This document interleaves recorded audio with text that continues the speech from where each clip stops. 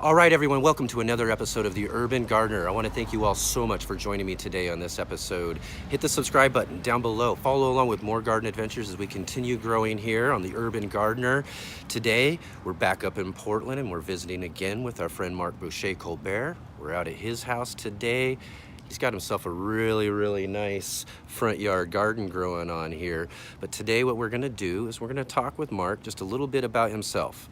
Marc's been featured in a few different videos that we've already done here on The Urban Gardener, and he's a great educator, a great teacher in gardening. And I wanna just get a chance to sit down with him for a little bit here, have a salad, and talk a little bit about his career in gardening.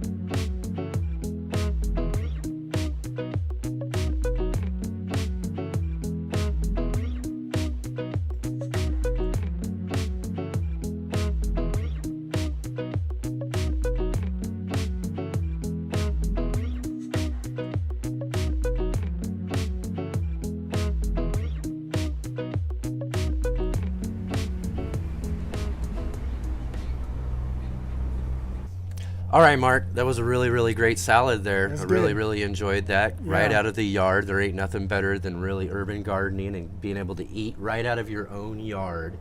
How exceptional is that? It's really great here to come and visit you today. One of the things what we're going to do and focus on today is the fact that you've been on a couple of our videos and you've been featured a couple of different times, and you're a great collaborator and a great teacher and educator, and I've been really fortunate enough to have you here on the channel here on The Urban Gardener. What I wanted to do today, though, is kind of get into talking to you about you yourself and how you became a garden educator. My first question for you, Marc, is what's got you started in gardening? It was an unlikely start, I would say. I didn't have any background in gardening growing up. We didn't really have a garden at home. No influences. I guess my best friend's dad had a garden that I was impressed with, but I never asked him about it. I never got into it. At that point, it was just something that other people were doing and I wasn't part of that. Really, I guess after college, I started to get interested, and that's because somebody introduced me to composting. A friend of mine got me composting, and I really took to that as both an ecological and spiritual practice. And once I started composting, I was making a lot of compost, and the next obvious question was, what do I do with all this compost? Right. So the answer was, you grow a garden. That's what. I started that's gardening. What compost is good for. That's how it got. So I came in through the back door, so to speak. Compost led me to gardening. Then it wasn't long after that I dove in like a convert and decided to do a farm apprenticeship. This is a little after college. I was back in New Hampshire, and I apprenticed on a biodynamic farm, which is an interesting whole philosophy of farming and gardening. Really impressive, really made a deep impression on me.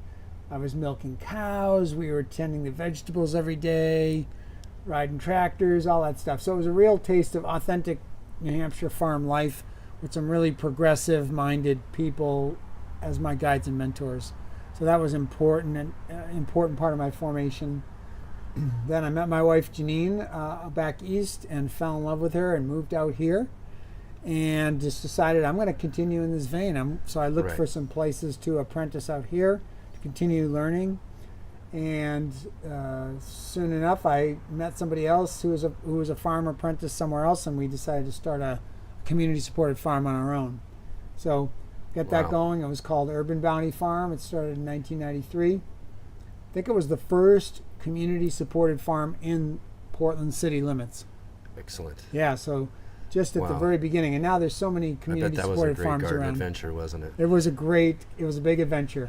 The best way to learn is just to dive in and try to do something. That's right. And We had some great successes. We had some pretty spectacular failures too, and we learned a lot along the way. Yes. Even from that time, though, with Urban Bounty and the CSA, we expanded into other sites, had the sense that education was going to have to be part of it.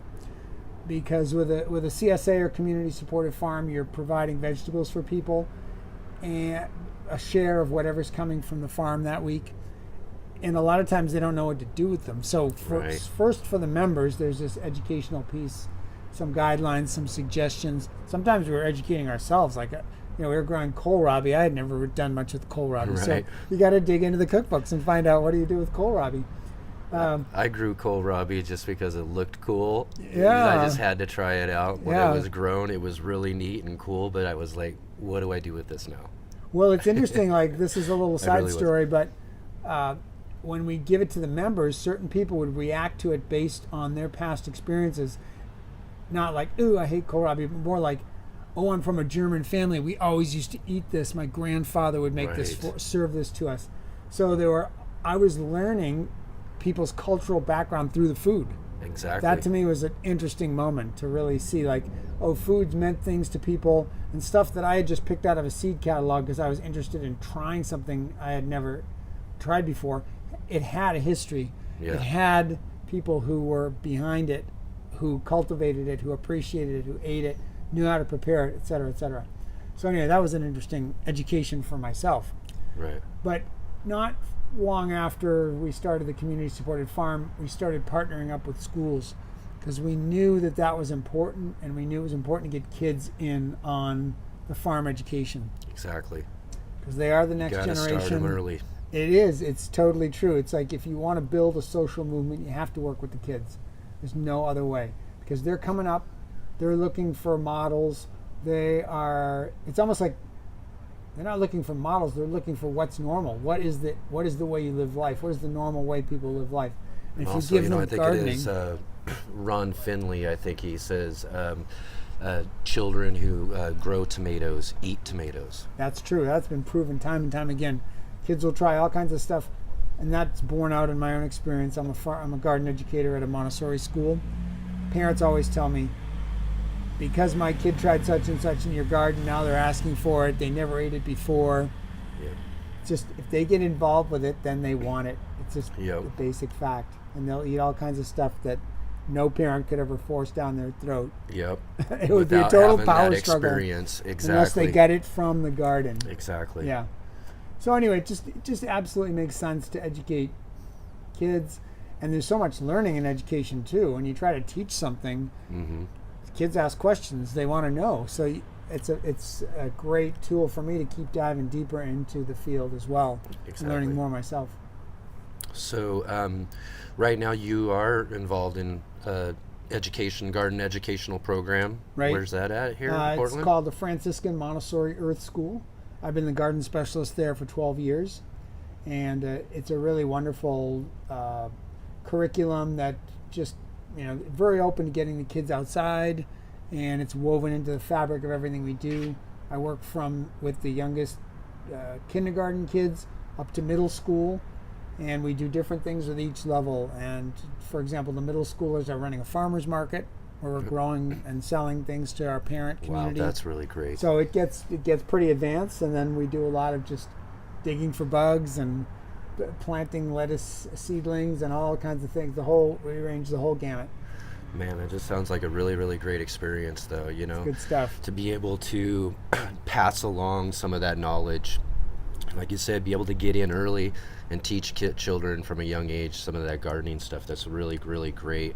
And as I said too, I mentioned to you earlier, is I've really enjoyed having you on some of these videos. You have that really great natural ability to teach, and I'm thanks. sure those kids have a really, really great time with you and learning how to do that sort of gardening. That's really, really great. One of the things I wanted to mention, though, too, is that most of everybody on this channel knows and understands is that we met Marc on top of a restaurant garden on a rooftop. Now, we'll be back up there here real soon. We're going to go do a tour of that here a little bit later, actually. But when we met Marc, he was up there, and I wanted to ask you, what led you to that experience there with Noble Rot and becoming a gardener up on top of a really, really amazing rooftop garden. That was an amazing journey as well. I was studying for a master's in education at Portland State University. It was a leadership and sustainability class that I was taking, and the prof challenged us to research some area of sustainability, but also do a practical project to go along with it. And since my background was in agriculture, at least my practical background, I have a different academic background, but my practical background was in agriculture, I decided to just investigate, and I started to hear about rooftop gardens.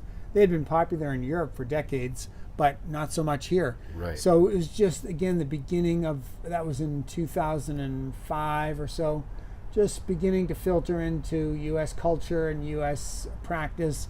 So I researched it. I had a friend who was a restaurateur, and we kind of proposed a plan to put some fruit trees up on his roof at the time. And that we did some Arbequina olives, actually. And then we had considered figs too, but we wound up going with the olives. And those were kind of suitable for container gardening, right, which is what rooftop gardening is all about. Exactly. And then that same restaurateur was developing a new restaurant, which was at that time called Rocket, which is at the same building that we're going to visit, the same rooftop that we're going to visit. But it was called Rocket versus Noble Rot. And he said, let's do something bigger up there. Let's do a rooftop garden. So we went for it. We just plunged in and just started developing concepts to make it and put it together and all of that and everything. And I have to say this, fortunately the building could tolerate it as well, because that you always have an engineering component with a rooftop garden. You don't just jump up on top of a roof and load it up, because you could come off collapsing down. Yes, exactly. Yeah, so we did the engineering and it was good. It could hold the extra weight. Excellent, excellent. And as you can tell, and as you see in the videos, I'll even put a link right now, right above, to the very first video we did at Noble Rot when we got to meet Marc right there, so you can check that out as well. Really great information. It's really good to get to know you and who you are and where you come from in your garden experience, as we're all on this really great garden adventure. Like I said, it's been really great to have you here along with us as well. Real quick, couple of questions for you though. What's your favorite vegetable? Oh gosh, I do have a thing for roasted beets. Roasted beets? Yeah, there's something to a roasted beets. You like the beets? I like the beets. Plant to grow, your favorite plant to grow. To grow, oh man. That's a rough one. So many of them, so many different, the one I really liked is this, it's called the Numex Suave Orange Chili. It looks like a habanero and has no heat. Oh. So it's a total, but it has all the rich flavor of a habanero. So that is an amazing plant. That's a really amazing one. And what is your what's your biggest garden challenge? Biggest garden challenge? Well, keeping it all together. I have a lot of projects and a lot of ambitions. We did talk about that earlier, right? The more and more we get going with things, the more and more we think of, and the bigger and bigger the list gets. That's right. That we have to do more in order to get things going. Yeah. In summer, it's summertime, it's hot, it's getting hot, it's 90 degrees today, a lot to water, a lot to take care of, weeds are growing fast. So it's just kind of keeping it all together with a big imagination, a big love for gardening. One more. Favorite beneficial bug? Definitely a ladybug. All right. Excellent, Marc. Thank you so much. I want to thank you all so much for joining us today to get a little introduction to who Marc is here, as he's joined us on many different collaborations on the Urban Gardener here. I want to ask you all, if you have any questions, comments, concerns for me or Marc, as Marc will check the comments too, right down below. Put those there. And give this video a big thumbs up for Marc joining in with us. And don't forget, hit that subscribe button down below and follow along with us with more garden adventures as we continue gardening here on the Urban Gardener. And we'll see you again on the next episode. Bye-bye.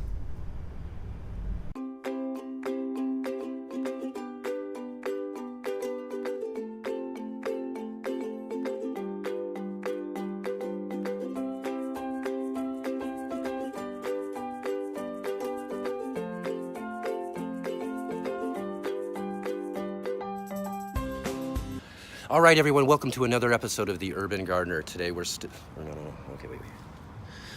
All right, everyone, welcome to another episode of The Urban Gardener. I want to ask you all, let me get that going. All right, let's let that go. We'll do it this way.